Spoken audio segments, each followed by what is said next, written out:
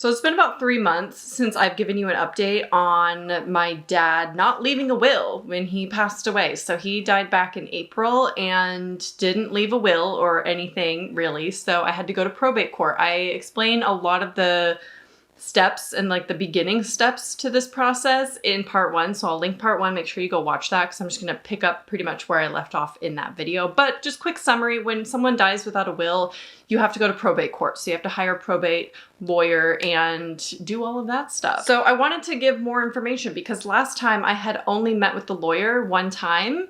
And that was it. I was waiting for my court date and to get my letters of, or my letter of administration and my court documents. So that's what I was waiting on. And I got them. I don't know why I'm excited. This isn't like an exciting process at all. But getting the documents and getting approved by the court so I can be the administrator of the account is important. So I was excited because once I have the letters, I can finally make progress. So that's what today's video is. I'm going to be sharing everything that I've done since getting my letters and pretty much since August, which is when I made part 1. I know this isn't that interesting to everyone, but I just wanted to share my experience along the way because it's something that is very difficult for one. Also, when you're trying to grieve a loved one and having to go through this process, I wouldn't wish it on anyone, to be honest. And even when someone does leave a will, there's still legality, like legal things that you have to go through. You still need like a lawyer and, you know, the court to approve the will and everything. So there's still steps to go through when someone leaves a will. It just doesn't take as long. It's not as long of a process or expensive, not as expensive of a process. Okay, so my court date was on September 20th and I did get approved. I didn't go to the hearing or anything, the court date, because I wasn't required to. My lawyer did attend via video call. And then about a week after that is when I actually got the document from the court. So they take about a week of processing time. This is just the county that my dad lived in. This is their process. So keep that in mind. I'm also in California. It's maybe different depending on where you live. So the first thing I did, the very first thing I did was call up, well, I didn't call, I emailed a realtor. I got my letter, and then the next day I got my letter, I emailed a probate realtor so I could start working on selling my dad's house. Now, I haven't made a mortgage payment on my dad's house, so I think it's in default now, but I couldn't afford to keep up with the mortgage payments, obviously, so there was a risk of losing the house, but it takes a long time for a mortgage company to put the house into foreclosure where like the bank can take it. So the next day I reached out to a realtor and she followed up with me really quickly. And that week, that Friday, we went to the house. I met her at the house. And this was actually my first time going to the house since it happened. And so that was really hard. I met the realtor in tears and I'm sure she's used to it because she deals with probate cases all the time, but it was kind of awkward, but she was very, very nice. She's so kind. I really love my realtor and she's been so helpful. And her company, the reason why you need a probate realtor specifically is there's like a lot of other steps when it comes to selling a house under probate. And also they help you with the cleaning, you know, taking out anything within the house that you don't want or don't have the time or access to. Obviously you pay for this yourself. It comes out of the payment from the house, like whatever you make on the house, they'll take money for this. So it's not like it's free. But she also paid like the water bill that was owed, and that was a lot of money that I just couldn't pay up front. So that may or may not come out of the payment at the end. And she paid the recology bill for the garbage. And then once I was done in the house taking anything that I wanted, a lot of it was already cleared out because of my aunt. My aunt's been working on the house ever since he passed. So that's been really helpful. So it was basically empty. There was just like a couple rooms that still had some stuff in it. So once I went through it and decided I was done, I told the realtor I'm done in there. And that was a really big moment to me. I went to the house like 4 times and he lived an hour away. So it was very daunting of a process to drive there and just have so much time to think and mourn and grieve and like clearing out his house that was now empty. It was just a very strange process. I actually did bring my camera a couple times and I wanted to vlog. I just pulled up to my dad's house. We're here. it's kind of cute because there's a cat chilling right in the walkway to the house. So love that. Yeah, I kind of went through like every stage of grief just in the car. So that's gonna be interesting. But yeah, meeting with the realtor right now to look at the house and see the next step in selling it. We shall see. I don't even know why I'm filming this. I don't even know if I'm gonna film inside. I don't know, it's just part of the process, I guess. I felt the need to.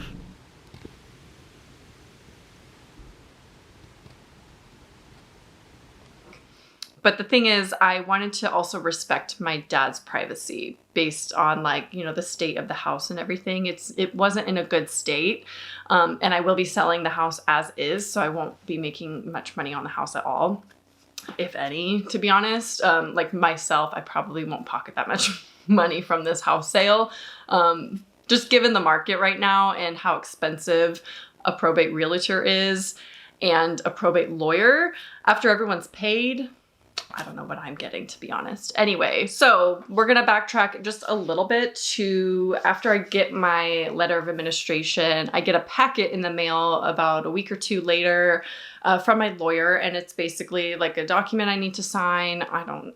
To be honest, I don't really remember everything that was in there, but there was this one packet and I still have it. But again, I don't need to show it to you because it's just a bunch of my private information. So it outlines all the steps that I'm going to need to take as, you know, it's my responsibility as the administrator of the estate. I'll need to make a list of all the assets that he had, which is tricky because I don't know a lot of them. So that's really hard when you're not like as close to the person who passed and you don't know all their personal business. Having to do these steps is really difficult. Also in that packet was a special tax EIN, or employer identification number, for tax purposes, but also to make a bank account for the estate. So I did do that just last week. I made the estate bank account. It was just like an hour appointment at whatever bank you choose. I just chose the one that I bank with regularly.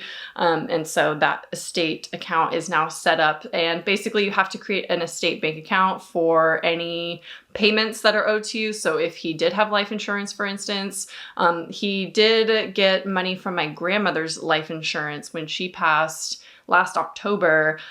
So that payment will have to go into the estate account, and just little things like that. I had like a random PG&E payment because he had solar panels, and so he would get reimbursed for, you know, anything like that. So that I deposited into the account, and then the house sale, that'll be, you know, the funds will be wired into that account.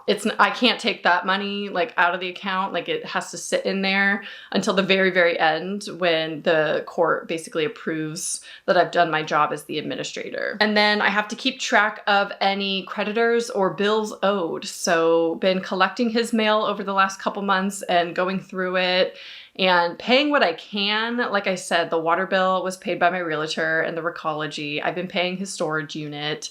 I am paying his PG&E, which isn't much because no one's living there right now. And then he had a bunch of oxygen equipment because he was ill for quite some time. So I returned all of that. That went into collections, and they were trying to collect like $5,000 from me to pay for that oxygen equipment. So I returned that. So that's been taken care of. But I have to create a list basically of everyone that's owed. And then I have to pay all those people with whatever money gets put into the estate account, including, you know, the lawyer, the realtor, which are the two big ones. And then all these other little bills I have to pay at the end. And then I get paid. Finally, once everyone else is taken care of, the government, then I get whatever's left. It's so nice. It's so nice of them that they let me have any of it, you know what I mean? I'm just his daughter, whatever. And then as far as like hiring a probate realtor, they send over a listing agreement. We've done the inspection, or most of the inspection on the house. And then there's the cleaning. So those will all have to be paid for as well out of the estate. Then I can hire an accountant. My lawyer recommended I hire a CPA to help deal with the estate money once that's all taken care of. And I don't really know what a CPA does, but I just, you know, I know I need an accountant, I guess. I don't know. Another thing, I'm hoping the accountant can help me with this. I don't know if a CPA does this or not, or if I have to hire someone else, but I also have to do my dad's taxes. When someone passes away, you got to do their taxes for whatever, you know, part of the year that they were alive for. So my dad was alive for 4 months of 2023. So therefore I'll have to file his taxes for that time period. It's just so much. It's so much paperwork and I want to say stupid stuff that I have to deal with while also grieving. Like, it's just ridiculous the amount that is put on the surviving members of the family. Another thing you have to do when someone passes, unless you have someone like living at the house where they resided, is forwarding all the mail. So luckily my aunt she lives down the street from my dad's house, so she's been able to check the mail, but I don't see her very regularly. So I did go in and forward all of his mail to me. That's another thing I did last week. So last week was really about like forwarding his mail, creating the bank account, and that takes about 2 weeks. So hopefully we only have to check it a couple more times and then all of his mail will be forwarded to me. That was a super easy process, by the way, to go to the post office. All I had to show was his death certificate, my ID, and the court documents, the letter of administration, to show that I'm the administrator of the estate, which they just look at. They didn't even make copies of anything. And then I fill out a little form and that was it. And that's been filed. So that was a really smooth process. The bank account thing was also a smooth process. So that's kind of where I'm at. I also went to a storage unit that my aunt created. I went there to kind of go through a bunch of stuff. It was mostly furniture. You might notice, you know, I have some things from their house around my house now. I've collected very little. The boxes are mostly like his media collection because I collect physical media. So I did want to keep most of that, but it's just been really hard. It's been a really hard process going through the house and like the storage unit and deciding what to keep and what I just have to part with. It's very sad because it was like a life built and then it's just empty now. And all this stuff is just stuff, you know? And it really makes me evaluate like how much stuff I want to own and have myself. And it's funny because my mom is actually working on moving and she's going through all her stuff and getting rid of a bunch of stuff. And I was like, thank you, please. I will help you get rid of it now while you were alive. Anything to not make me deal with stuff anymore. Like the amount of just stuff. It's just ridiculous how much people collect and it just becomes such a burden. And I know that's really a harsh way to put it, but it becomes a burden. The amount of stuff that you have actually becomes a burden to other people when you die. And I know that's brutal, but it is just stuff at the end of the day. Okay, so now I want to talk about next steps of things that I'm preparing for. I really recommend, if you have to go through this process, is to make a list, like a checklist somewhere. If you prefer a physical list, I have it on my phone, something so you can check things off and list every single thing that you need to actually do in order to get things done. Because I would absolutely lose my mind if I didn't have a list of individual things to do and break it down to the smallest little things, from like following up, just like calling a company. Break it down because this process there's so many steps to it. This video probably is so incoherent and all over the place because it's just so much. Like there's just so much to do, especially when someone who passes owns property and you have to go through the process of selling that property if you're not planning on moving into it. It just adds that much more and it's just ridiculous. And I am just waiting for the day that all of this is done and I don't have to think about it. Because let me tell you, I'm not looking for pity or sympathy or anything like that, but I have had heart palpitations and aura migraines consistently since July because I think of this, because of the burden that it's put on me while also trying to grieve my parent, raise a child who's now almost 11 months, keeping a home, working, balancing everything. This is by far the hardest year of my life because we also moved right when my dad passed. Like we were in the process of moving when he passed. Obviously that is stressful. So it's just been the hardest year of my life and I cannot wait. I'm hoping this process only takes 1 more year. That's forever. Like Fern's gonna be 2 years old by the time everything's like filed and done and I can say like, All right, I'm done. Anyway, let's get on to next steps. I need to follow up with the mortgage company. I submitted the successor of interest forms and everything that they need. And also I'm able to put my realtor on as a third party. So I can request a third party authorization form so she can then deal with the mortgage company and I have nothing to do with it, which is kind of what I'm leaning towards doing, to be honest. Now I can still decide things. I can decide on the price of the listing of the house. She will obviously advise me based on other sales in the area, the condition of the home and everything like that, and the inspection process, however that goes. I can still make a final decision though when it comes to cost. The only thing is we are fighting against the clock because the house will soon go into foreclosure. So we need to sell it before that happens because I just cannot afford a mortgage payment. Anyway, so following up the mortgage company, that's probably going to be my step one.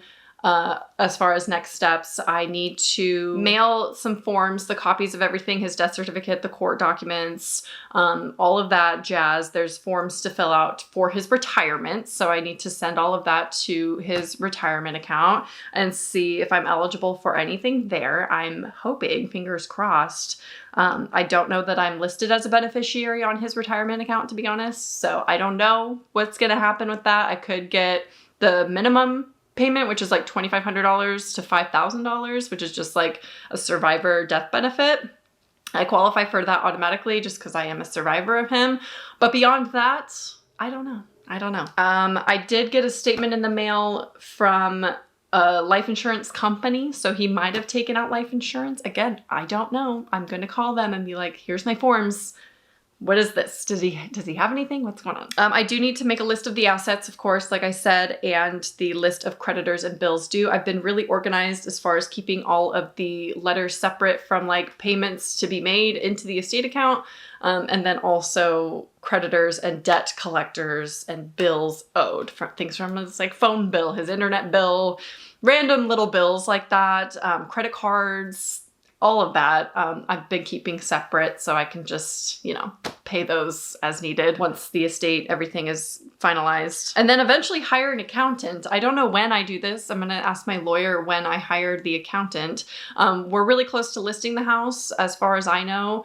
Last week, I told her I was done. So she was then supposed to hire a cleaner and to get it as, sale ready as possible without having to do much to it. Like we're not planning on ripping out the carpets or painting or anything like that. Like I said, we're selling the house as is. We're going to do a little bit of yard work on it. I say we, like I'm doing anything. I'm not. But what I really love about a probate realtor is they do everything for you. So you don't really have to do anything unless you want to, of course, because like I said, it costs money to have them clean it out for you and for them to do the yard work.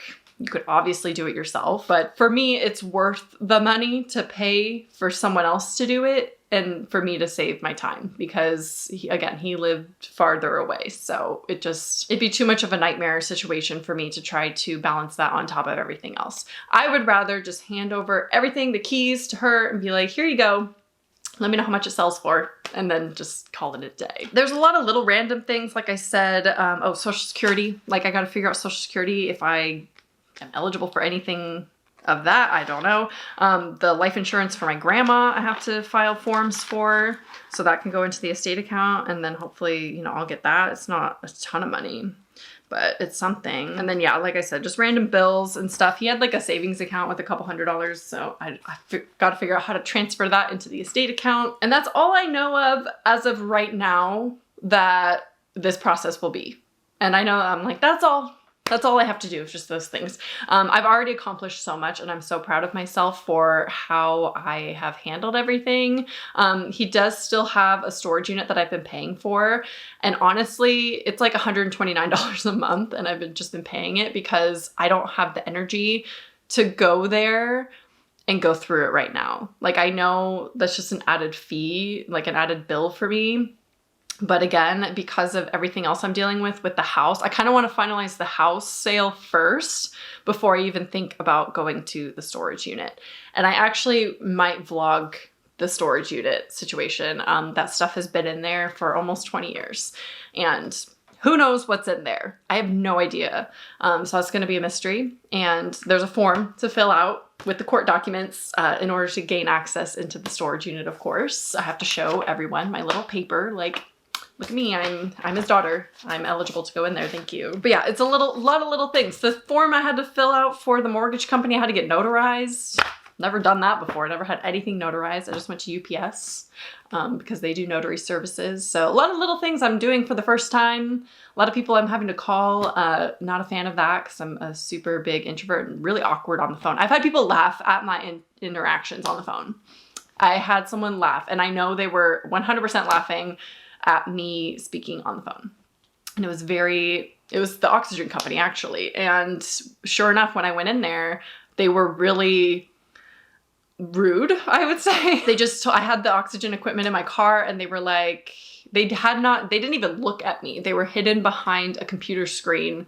So I could not see them. And they were like, what's the name? And I would tell them and they were like, oh, it looks like it's in collections. And I was like, yeah, I have the equipment in my car though. And I called yesterday and you said that I could bring it in still. And she's like, okay, well, we'll look at it. And so they come out to the car to look at it and then they take it and she's like, oh, you're missing this piece. And I was like, this is the form I got, and I had a list of everything that I was supposed to return. There were 3 items, and I had all 3 items. Miraculously, from my dad's house, we found all 3 items. And she was like, I'll look. Let me go look. And then she goes back and says that, oh, it looks like they canceled that item. Okay.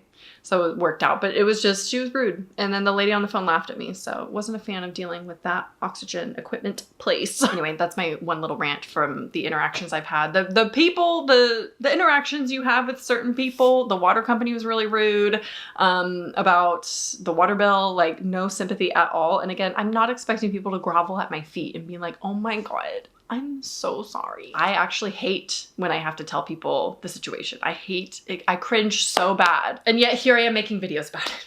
I don't know. Seems counterintuitive, but here we are. I'm making this specifically to help people deal with this situation. I'm not looking for sympathy myself. Like, look how hard my life is right now. I'm not doing that. I'm explaining how like complex this process is and why you should make a will, and you should make your parents make a will, or your grandparents, or whoever in your life is important to you. Actually, even if they're not important, make a will, because you're gonna end up having to deal with all of their shit at the end of their life. Make everyone that you know make a will.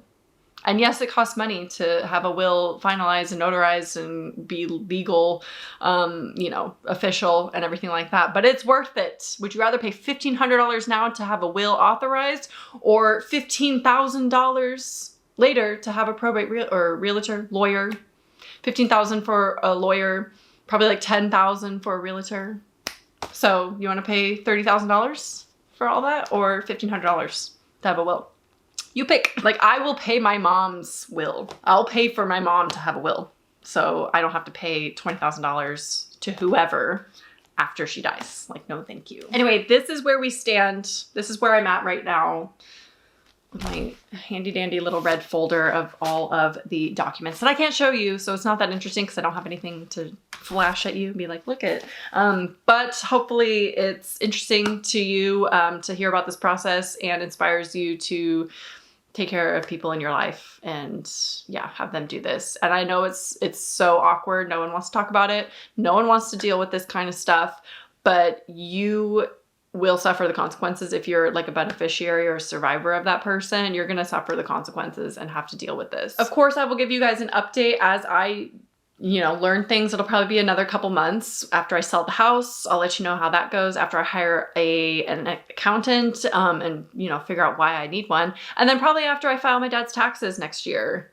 I'll give you an update then. And then I'll probably bring the camera to film at the storage unit, because why not milk it for content? I mean, unless there's really embarrassing stuff in there that he probably wouldn't want me to share. I don't think there is, but you never know. I don't think that stuff's really that private. So I think I can share the storage unit, and we're just gonna make content out of it. Because if I don't, it's, this is therapeutic for me to talk about this process.